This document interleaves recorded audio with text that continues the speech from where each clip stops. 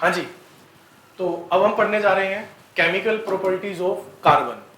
हमने कार्बन की physical properties पढ़ी, जिसके अंदर आपने कार्बन की टेट्रावेलेंसी, उसका कोवेलेंट बॉन्ड, इन सब के बारे में देखा। लेकिन मेनली जो मेन प्रॉब्लम है, अगर हम एग्जामिनेशन पॉइंट ऑफ व्यू से देखें, अगर हमारी जो मेन क्वेश्चन बनने वाले हैं वो केमिकल प्रॉपर्टीज ऑफ कार्बन से बनने वाले हैं।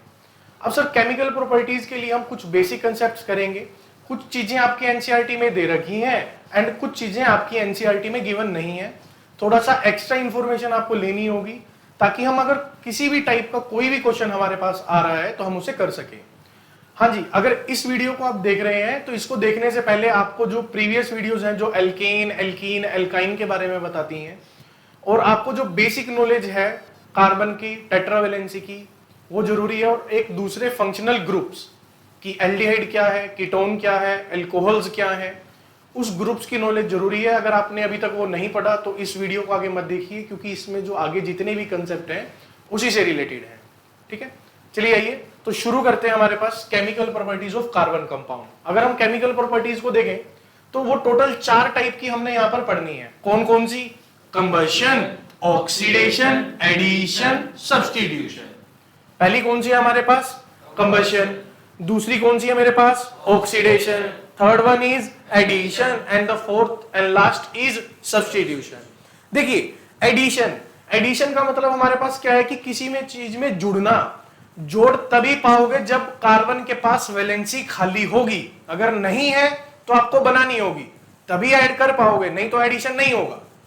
सब्स्टिट्यूशन, सब्स्टिट्यूशन का मतलब क्या होता है कि हमने एक पार्ट को निकाला, कोई भी फंक्शनल ग्रुप है, फॉर एग्जांपल हाइड्रोजन, कि हाइड्रोजन को रिमूव करके आप वहां पे कोई ना कोई हेलोजन ऐड कर दो तो वो सब्स्टिट्यूशन कहलाएगा। तो हम एक एक करके इसको लेते हैं। तो सबसे पहले अगर हम प्रॉपर्टी की बात करें, वो प्रॉपर्टी कौन सी है मेरे लिए? Combustion. Sir what is the meaning of combustion? Combustion की डेफिनेशन देखते हैं क्या है। Combustion is a process where a substance is heated strongly, मतलब आप उसको गर्म कर रहे हो। A substance is heated strongly in the presence of oxygen. In the presence of oxygen. And what is the, अच्छा अगर मैं पूछूं what is the combustion, what is combustion, तो क्या बोलोगे आप? Combustion is a process where a substance is heated strongly in the presence of oxygen. ठीक है। कार्बन, कार्बन कंपाउंड,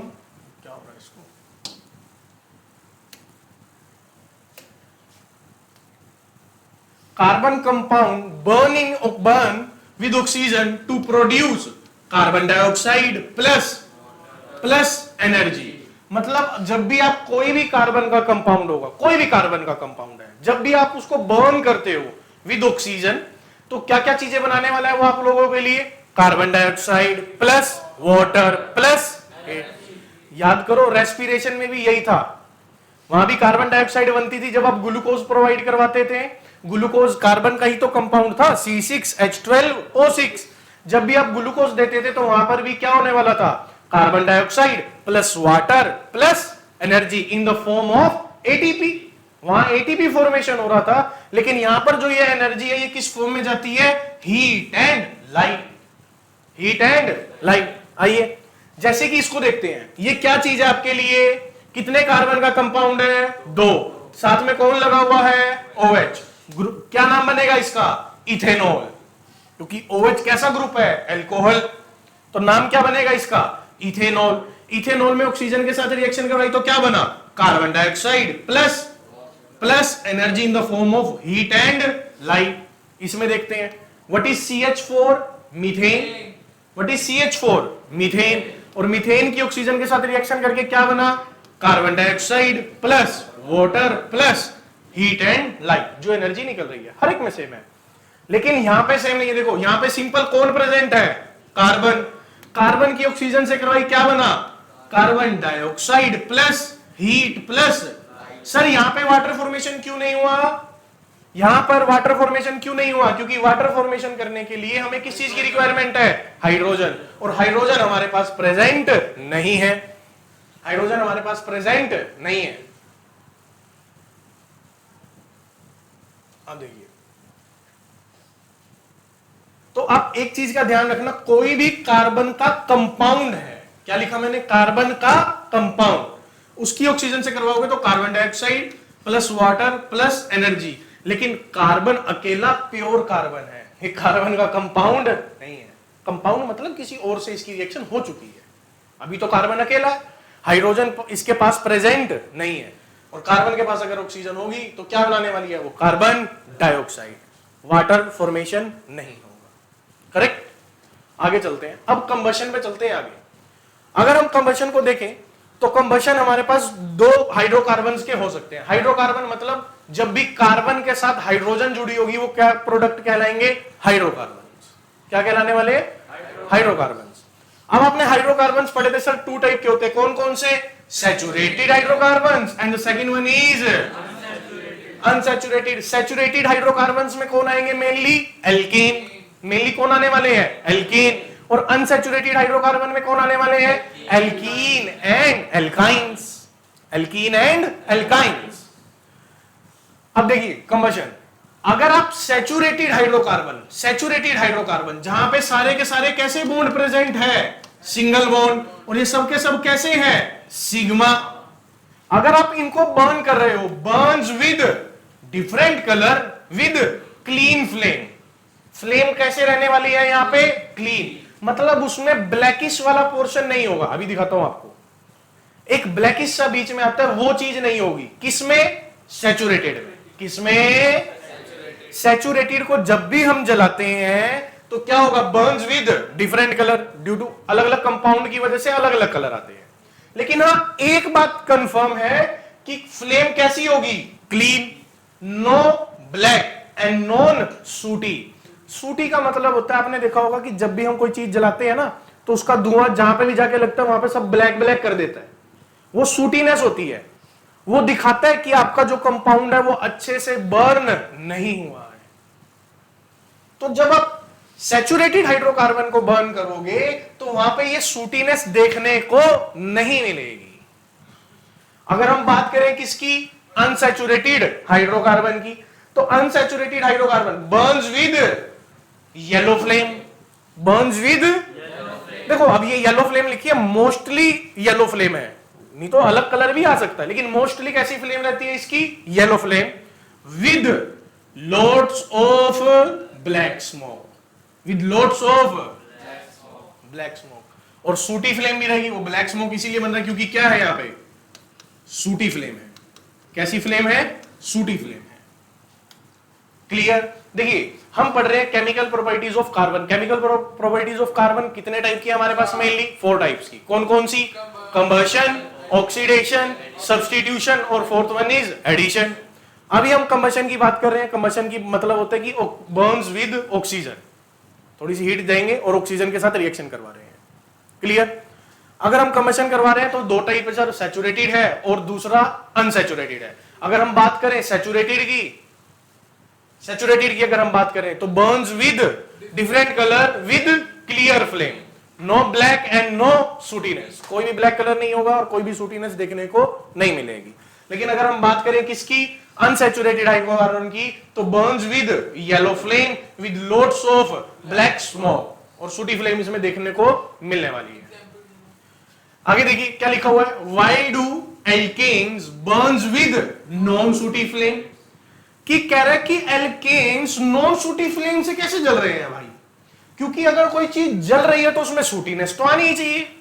तो ये क्वेश्चन है ना बीच में हमारे पास कि why do alkanes burns with non sooty flame and alkene burns with sooty flame. Alkane का मतलब क्या है यहां पे, सैचुरेटेड हाइड्रोकार्बन, और एल्कीन का मतलब यहां पे क्या है, अनसैचुरेटेड हाइड्रोकार्बन। तो वो पूछ रहा है कि ऐसा क्यों है, what is the reason behind this, ऐसा क्यों है हमारे पास। अगर हम उसको देखें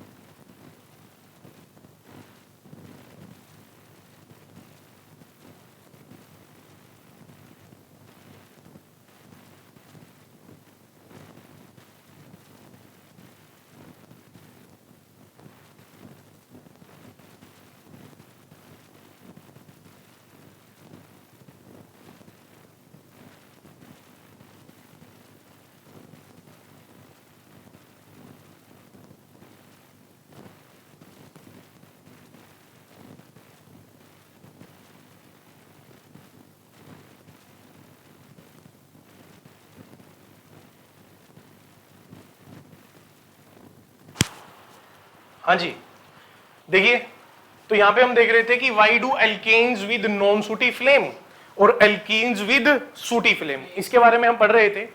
तो अगर आप देखेंगे यहां पे लिखा है the carbon content in alkenes is generally higher and is not burned completely which give sootiness in the flame. अब देखिए एक बात, ये कह रहे हैं कि अगर आप एल्केन की बात करें और किसकी बात करें, एल्कीन की, तो एल्कीन में कार्बन का कंटेंट ज्यादा है। सर कैसे, समझ नहीं है ये बात। आइए एल्केन देखते हैं।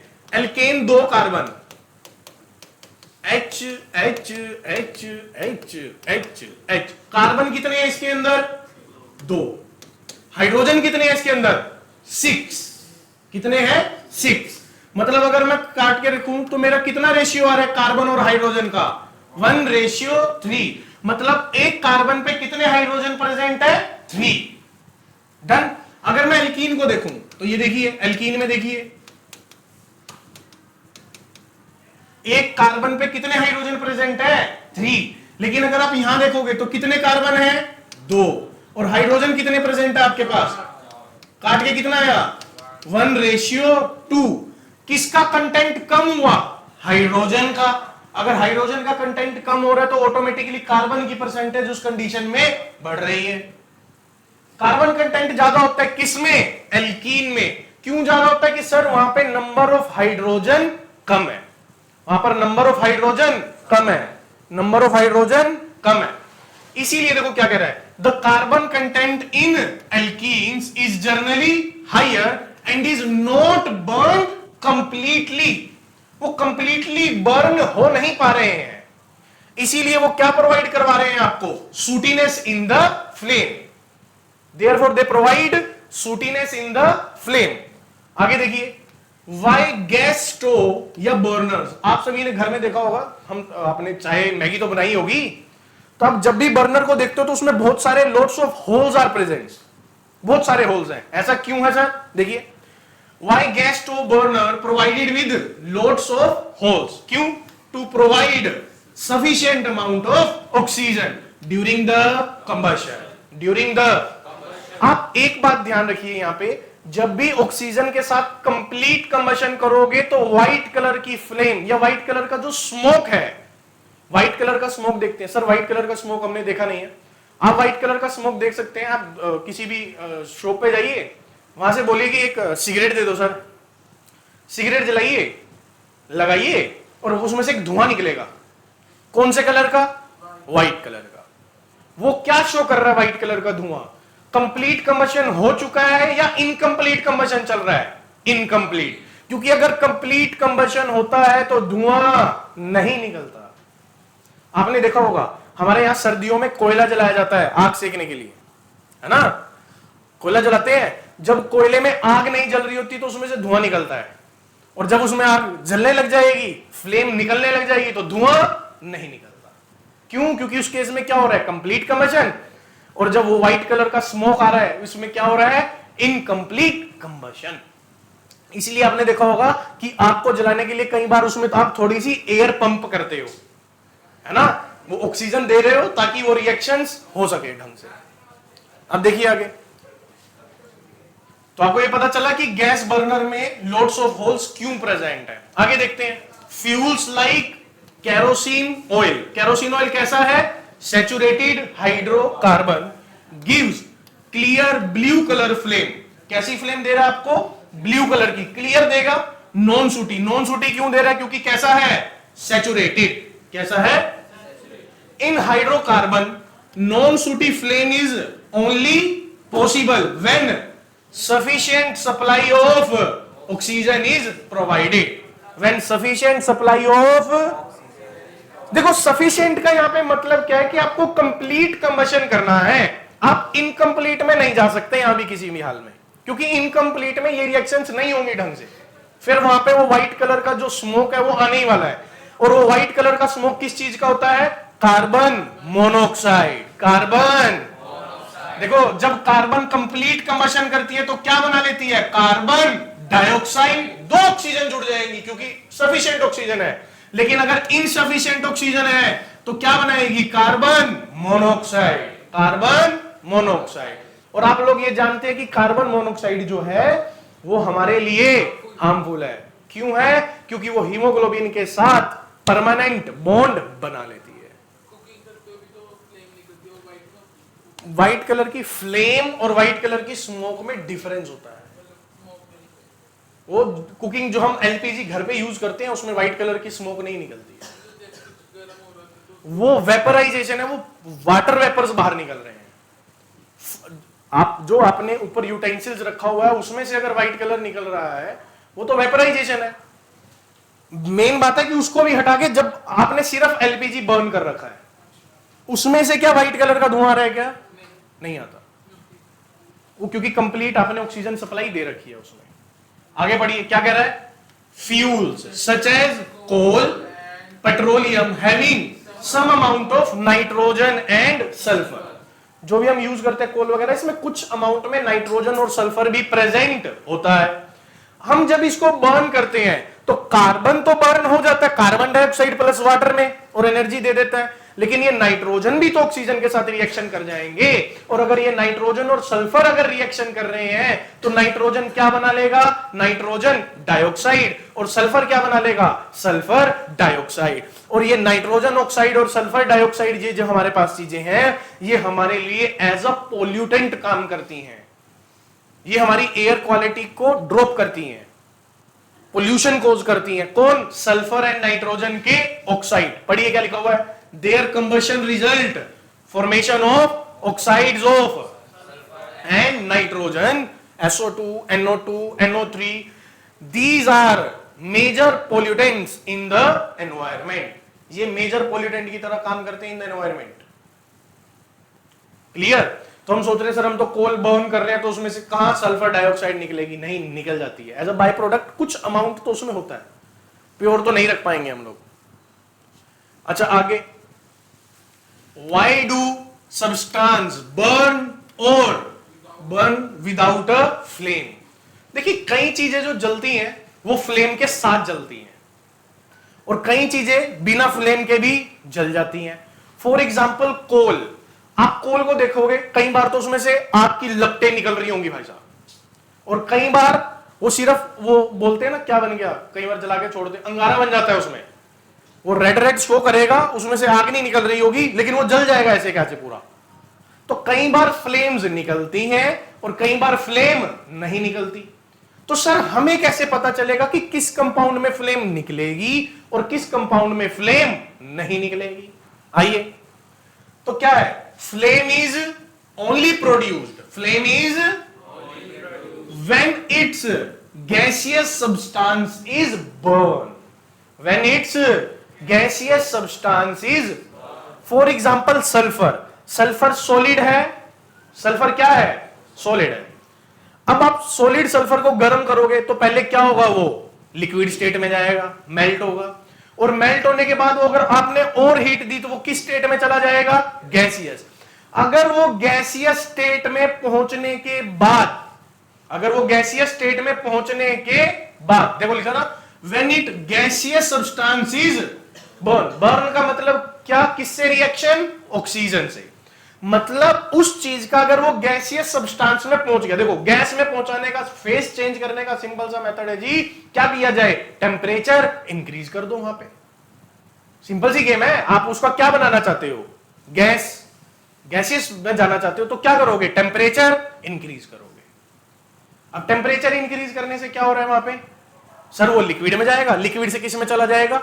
अगर उसकी गैसियस स्टेट, अगर उसकी गैसियस स्टेट किससे रिएक्ट कर गई? ऑक्सीजन से। किससे? तब वो क्या प्रोड्यूस करती है? फ्लेम। क्या प्रोड्यूस करती है? इसीलिए आपने देखा होगा अगर कोई चीज यहां जल रही है, फॉर एग्जांपल मैं यहां पे इसको जलाया तो फ्लेम यहां दिखेगी ऊपर। क्यों? क्योंकि उसके गैसियस प्रोडक्ट कहां जा रहे हैं? ऊपर की ओर। तो यहीं पे फ्लेम नहीं दिखती। आप मैच स्टिक लीजिए, उसे रब करिए, फास्फोरस होता है उसमें, जलाइए उसको, तो आप बिल्कुल देखेंगे तो बिल्कुल जो ये स्टिक होती है इसके पास फ्लेम नहीं होगी, थोड़ी सी ऊपर होती है।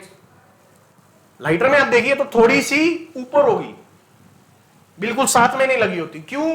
क्योंकि गैसियस प्रोडक्ट बनाने होते हैं हमको वहां पे। देखिए दोबारा से समझते हैं इसको, दोबारा पढ़ते हैं, पढ़िए। Flame is when it's gaseous substance is burn, when would और इज इग्निटेड, इग्निटेड मतलब उसमें जब आप चिंगारी लगाते हो आग लगाने के लिए। द वोलेटाइल सब्सटेंस, वोलेटाइल मतलब ऐसे सब्सटेंस जो किस में बदल सकते हैं, वेपर फेज में, मतलब steam vapour phase gaseous phase में जा सकते हैं। हमारे पास दो टाइप के सब्सटेंस होते हैं, एक होते हैं वोलेटाइल और एक होते हैं नॉन वोलेटाइल। वोलेटाइल सब्सटेंस वो होते हैं जो किस में जा सकते हैं, गैसियस स्टेट में। For example water, for example water gaseous state में जा सकता है, यस जा सकता है सर, बिल्कुल जा सकता है। तो वो कैसा सब्सटेंस बनेगा, volatile. The volatile substance present in it vaporise and Burns with flame, Burns with flame. तो धीरे धीरे करके ऊपर, अब देखिए the colour produced by each element is characteristic property of its element. अब यहां पर आप डिफरेंट टाइप की फ्लेम्स देख सकते हैं, देखिए डिफरेंट टाइप की आपको फ्लेम्स दिख रही होंगी और उनके कलर होंगे। देखिए जैसे कि लिथियम, लिथियम, लिथियम का कलर देखो, सोडियम का कलर देखो, पोटेशियम देखो कैसा आ रहा है, ये देखो बेरियम ग्रीनिश में आता है, ग्रीनिश बर्न होता है। ये देखिए क्या है, जब आप इसको नीचे से गर्म कर रहे हो तो जो यहां पे लिथियम रखा हुआ है वो फटाफट किस में चेंज हो चुका है, अपने आप में गैस में, और उसकी गैस जो है वो किससे रिएक्शन कर रही है, ऑक्सीजन से, इसीलिए एक स्पेसिफिक कलर शो कर रही है यहां पे, इसीलिए कलर शो किया जा रहा है। तो देखो डिफरेंट टाइप, जैसे ये देखो अलग फ्लेम आ रही है, ये अलग फ्लेम है, ये अलग फ्लेम है। अच्छा सुनो, इनमें कहीं भी आपको ब्लैकनेस देखने को मिल रही है? नहीं तो ब्लैकनेस यहां पे ऐसे करके यहां पे ब्लैकनेस दिखने को मिलती है, आप देखने को मिल रही है ब्लैकनेस? नहीं है सर। और ऐसा मेनली किस में देखने को मिलता है, सैचुरेटेड, किसमें, सैचुरेटेड हाइड्रोकार्बन में। ये हाइड्रोकार्बन नहीं है, ये तो वैसे लिथियम रख लिया, सिंपल। हाइड्रोकार्बन मतलब हाइड्रोजन और कार्बन के कंपाउंड, ये तो लिथियम है। तो उसमें भी ऐसी ही फ्लेम देखने को मिलती है। हमें देखो, जब हमें नहीं पता होता कि मान लो कि मेरे हाथ में एक वायर दे दी, मान लो ये दे दिया मुझे, और पता करना है मेरे को भी ये क्या चीज है, तो हम क्या करेंगे, इसको जला के देखेंगे, इसकी फ्लेम के कलर से मैच कर लूंगा, क्या पता देखो ऐसी कलर आ रहा हो, और ऐसा कलर किसका आता है, बेरियम का, मतलब इसमें क्या चीज है मेरे पास, बेरियम। तो जो कलर है फ्लेम का वो करेक्टरिस्टिक है, that is the characteristic property of the element. Her element का कलर अलग अलग है, जैसे हर एक इंसान के रंग अलग अलग है ना, वैसे इनके भी अलग अलग है भाई साहब। क्यों भाई, ये कलर का डिफरेंस क्यों आता है? कलर का डिफरेंस आने की वजह है structure of atom class 9th में, जहां पे नील्स बोर का थर्ड पोस्टुलेट काम करता है। आपने पोस्टुलेट पढ़ा था ना, उसके अंदर हम ऐसे करके ऑर्बिट बनाते थे। अब वो इलेक्ट्रॉन जंप करते हैं, इलेक्ट्रॉन थर्ड से फर्स्ट में आ रहा है, फोर्थ से सेकंड में आ रहा है, तो ये एनर्जी रिलीज करता है एक पर्टिकुलर वेवलेंथ की, उसकी वजह से ये आते हैं, कलर अलग अलग आते हैं। वो आपका सिलेबस का पार्ट नहीं है अभी के लिए कि कलर अलग अलग क्यों आते हैं, बस आपको ये पता होना चाहिए कि कलर्स डिफरेंट आते हैं, डिफरेंट टाइप के कलर आते हैं। डन है जी, आगे चलते हैं। अब हम बात किसकी करेंगे अगले में, ऑक्सीडेशन की। किसकी बात करने वाले हैं, ऑक्सीडेशन। अब देखिए मैं आपको oxidation of any substance means gains of oxygen, ये एनसीईआरटी की लाइन थी, मैंने लिख दी, आपको पता है मैं इस पे काम नहीं करता हूं, लेकिन डेफिनेशन लिखने के लिए ठीक है, लेकिन कंसेप्चुअल ठीक नहीं है। आइए देखो ये क्या लिखा हुआ है, एल्केन। एल्केन से क्या बना सकते हैं हम, एल्कीन से क्या बना सकते हैं हम, एल्काइन। देखिए इधर ध्यान से देखना, देखो अब आपकी ऑर्गेनिक केमिस्ट्री शुरू होने वाली है, बिल्कुल ध्यान से देखना। देखिए बिल्कुल ध्यान से, इसको देखिए, ये एल्केन है मेरे पास, देखिए इधर ये एल्केन है। एल्केन में कितने कार्बन प्रेजेंट है, 2। और अगर आप हाइड्रोजन देखेंगे तो सारे के सारे single bonded sigma bonded hydrogen present है। अब देखिए अगर मैं यहां से रिमूवल ऑफ हाइड्रोजन करूं, एक बात बहुत ध्यान से रखना, जब भी मैं रिमूवल ऑफ हाइड्रोजन बोलूंगा तो हमेशा 2 हाइड्रोजन इकट्ठे जाते हैं, क्योंकि हाइड्रोजन गैस एलिमिनेट होती है, H2, एक इस कार्बन से और एक इस कार्बन से। इसीलिए मैंने देखो do not remove both hydrogen from the same carbon atom. ये आपको ध्यान रखना है, जब भी हाइड्रोजन का रिमूवल करोगे तो वो दोनों सेम कार्बन एटम से रिमूव नहीं करने, एक हाइड्रोजन एक से और एक उसके पड़ोसी से, दोनों अलग अलग जाएंगे।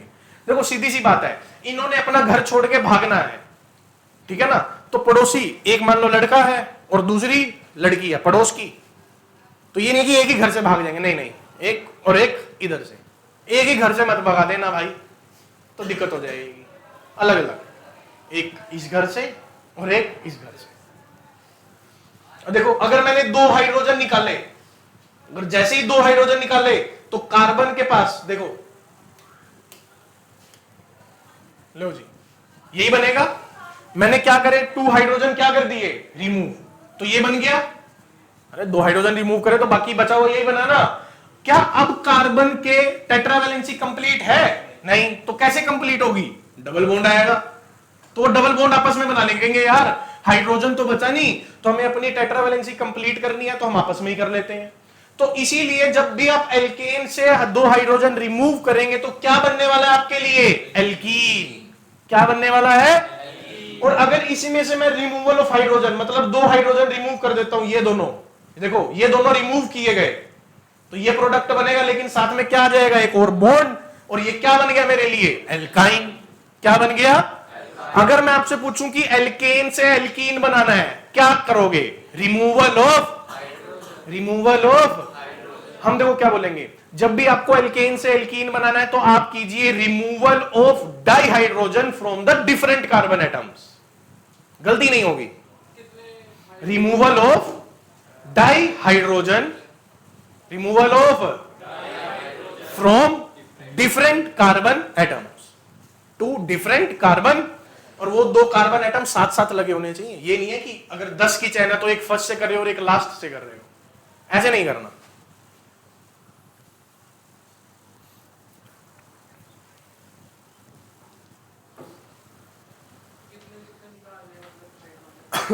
सिर्फ 2 ही निकालने हैं हर में से। एल्केन से एल्कीन बनेगा, एल्कीन से एल्काइन बनेगा। कब बनेगा? जब आप क्या करने वाले हैं, रिमूवल ऑफ हाइड्रोजन। तो आपको प्रोसेस पता होना चाहिए कि सर रिमूवल ऑफ हाइड्रोजन करने से, एल्केन में रिमूवल ऑफ हाइड्रोजन करेंगे तो क्या बन जाएगा, एल्कीन।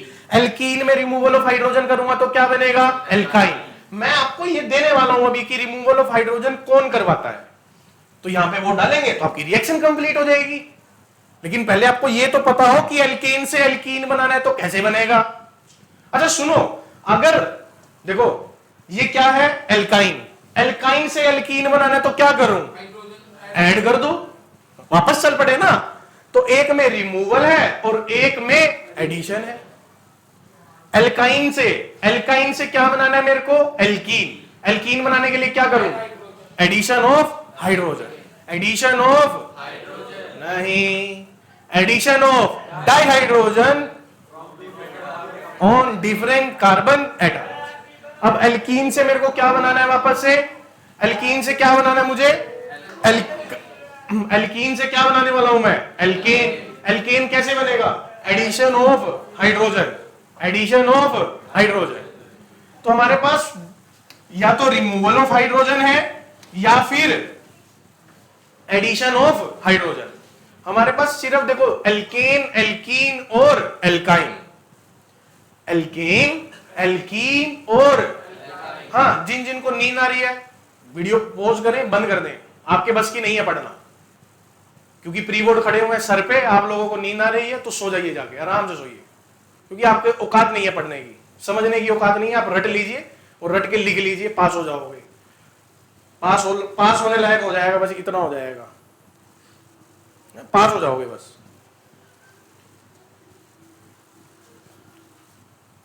मैं सोच रहा था कि आपको कंसेप्ट करवा दिया जाए कि अच्छे बच्चे हैं, चलो क्वेश्चन में पता चल जाएगा, नहीं तो मेरे पास सीधा है कि इससे सीधा वो बनवा दूंगा, लिख दूंगा, बस ये देखो ये डाल दिए, याद कर लेना। मैं आपको चारों तरफ से जैसे कहोगे जो चीज होगी वो बना के देंगे, आप इसको समझने की कोशिश कीजिए। एल्केन है, एल्कीन है, and the third one is alkyne. अगर आप एल्कीन से एल्कीन बनाना चाहते हैं तो क्या करना चाहेंगे? Removal of hydrogen, removal of dihydrogen. अब समझिए, हम पढ़ते हैं ऑक्सीडेशन के बारे में। ऑक्सीडेशन का मतलब क्या होता है कि एडिशन ऑफ ऑक्सीजन या फिर removal of hydrogen. Removal of hydrogen को भी क्या बोला जाता है? ऑक्सीडेशन। रिमूवल ऑफ हाइड्रोजन को क्या बोला जाता है? Oxidation. And addition of hydrogen को क्या बोला जाता है? रिडक्शन। दोबारा सुनिए, removal of hydrogen is known as oxidation and addition of hydrogen is known as reduction. अगर आपको एल्केन से एल्कीन बनाना है तो क्या करना होगा? ऑक्सीडेशन या रिडक्शन? ऑक्सीडेशन। क्या करना होगा? ऑक्सीडेशन। और ऑक्सीडेशन कौन करवाता है? ऑक्सीडाइजिंग एजेंट या रिड्यूसिंग एजेंट? Oxidising agent. कौन करवाने वाला है? Oxidising agent. इसीलिए जब भी आप एल्केन से एल्कीन बनाएंगे तो आपको किसकी रिक्वायरमेंट लगेगी? ऑक्सीडाइजिंग एजेंट की। क्योंकि आप क्या करवाना चाह रहे हो? Removal of hydrogen. Removal of hydrogen oxidation कहलाता है और ऑक्सीडेशन कौन करवाएगा? Oxidising agent. तो आपको पेपर में ये डिसाइड करना है कि इस स्टेप में मैं ऑक्सीडाइजिंग एजेंट यूज करूंगा या करूंगी या फिर रिड्यूसिंग एजेंट यूज करूंगा। आपको सिलेक्ट करना होगा कि आप किसके थ्रू जाना चाहोगे, ऑक्सीडेशन या फिर रिडक्शन। तो चलो आप लोग बताइए, मुझे एल्कीन से एल्काइल पे जाना है, एल्कीन से एल्काइन, डबल बॉन्ड से ट्रिपल बॉन्ड पे जाना है, तो ऑक्सीडेशन करूंगा या रिडक्शन? ऑक्सीडेशन। किसका यूज करने वाला हूं? ऑक्सीडाइजिंग एजेंट या रिड्यूसिंग एजेंट? Oxidising agent. अगर मैं एल्काइन से एल्केन पे आना चाहता हूं, ट्रिपल बॉन्ड से सिंगल बॉन्ड पे आना चाहता हूं कार्बन और कार्बन के बीच में, तो क्या हुआ? एडिशन ऑफ हाइड्रोजन या removal of hydrogen? Addition of hydrogen. और एडिशन ऑफ हाइड्रोजन को हम क्या बोलते हैं? रिडक्शन। रिडक्शन कौन करवाने वाले हैं? Reducing agent. कौन करवाने वाले हैं? Reducing agent. देखिए, अगर आप इस चीज से अगर काम कर रहे हैं तो आपकी कोई भी, वो कुछ भी दे सकता है। जरूरी नहीं है यार, ये देखो यहां पे इथेन है, अरे इथेन की जगह प्रोपेन, ब्यूटेन, पेंटेन, है ना, नैनोएन, कुछ भी दे दे भाई। आप सब चीजों के लिए रेडी रहो कि स्टेप में करना क्या है। वो क्या करेगा यार? रिएक्टेंट देगा, प्रोडक्ट बना के लिख दिया, कहेगा बताओ बीच में क्या यूज करने वाले हो, ऑक्सीडाइजिंग एजेंट यूज करोगे या फिर रिड्यूसिंग एजेंट यूज करोगे? वो पूछेगा आपसे भाई क्या यूज करोगे आप, तो आप बता सकते हैं। आप एक बार दोबारा बताइए, एल्केन से मैं एल्कीन बनाना चाहता हूं, ऑक्सीडेशन रिडक्शन। एल्कीन से एल्काइन बनाना चाहता हूं, ऑक्सीडेशन रिडक्शन, ऑक्सीडेशन। अगर मैं एल्कीन से एल्केन बनाना चाहता हूं, रिडक्शन। क्योंकि यहां पर गेम हाइड्रोजन की चल रही है, हम यहां पे विद रिस्पेक्ट टू हाइड्रोजन बात करते हैं। ठीक है, आप अभी तक जो अभी हमने आपको पढ़ाया इसको एक बार रिवाइज कीजिए, और जो नेक्स्ट आप जो हमारे पास इसके बाद जो नेक्स्ट फंक्शनल ग्रुप के बारे में है, ये हम अब चलेंगे एल्कीन से अल्कोहल की ओर। अल्कोहल, अल्कोहल के ऑक्सीडेशन से एल्डिहाइड कीटोन, एल्डिहाइड कीटोन के ऑक्सीडेशन से कार्बोक्सिलिक एसिड। तो इस बारे में हम पढ़ेंगे। उससे पहले आप ये रिवाइज कर लीजिए, इस वीडियो को एक बार दोबारा देख लीजिएगा, और अगर कोई डाउट है तो बताएं, लेकिन इसके बिना आप आगे मत जाइएगा। अभी मैं आपको कुछ क्वेश्चंस देता हूं इसके लिए। रिमूवल ऑफ हाइड्रोजन आप खुद ही कर लीजिए, प्रोपेन का बना के देखिए, ब्यूटेन का बना के देखिए और पेंटेन का बना के देखिए। Pentane, pentene, pentyne. अब पेंटाइन से वापस आ जाइए, पेंटाइन से पेंटीन बना लीजिए, पेंटीन से पेंटेन बना लीजिए। और ये रिमूवल ऑफ हाइड्रोजन, ये जैसे ऊपर यहाँ पे लिखा एडिशन ऑफ हाइड्रोजन, ये सब चीजें लिखते हुए एक बार इसको रिवाइज कीजिए, और बाकी हम नेक्स्ट वीडियो में इसके बारे में अल्कोहल, एल्डिहाइड कीटोन और कार्बोक्सिलिक एसिड के बारे में बात करेंगे। ठीक है, थैंक यू।